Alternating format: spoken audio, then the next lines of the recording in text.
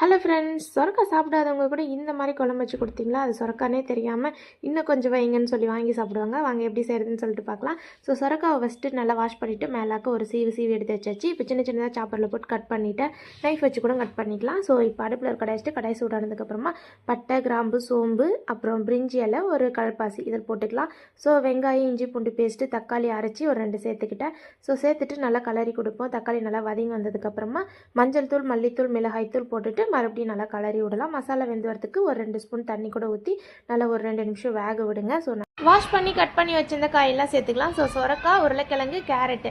So கேரட்டும் உருளைக்கிழங்கும் ஒரு 2 மட்டும் சேர்த்துக்கிட்டோம். சொரக்காய் தான் நிறையா சேர்த்துருக்கோம். ஸோ மசாலா கூட சேர்த்துட்டு நல்லா கலரி கொடுப்போம். ஸோ ஒரு எண்ணெயிலே ஒரு 2 நிமிஷம் நல்லா வதங்கி வரட்டும். ஸோ எண்ணெயில் நல்லா காய் வதங்கி வந்ததுக்கப்புறமா அந்த தண்ணியெல்லாம் ட்ரை ஆகிருக்கும், சொரக்காயிலேருந்து விட்ட தண்ணி. இப்போ நம்ம ஒரு 1/2 லிட்டர் தண்ணி ஊற்றிருக்கோம். காய் முழுகிற அளவு ஊற்றிட்டு உப்பு போட்டு மூடி போட்டு வேக விட்டு எடுத்தோம்னா சூப்பரான குழம்பு காமன்னு ரெடி ஆயிரும். சொரக்காய் கூட உருளைக்கிழங்கு, கேரட்லாம் போட்டிருக்கோம். ஸோ இதில் சொரக்காய் போட்டிருக்கோம், எனக்கு வேணாம், எனக்கு பிடிக்காது அப்படின்னு சொல்ல மாட்டாங்க.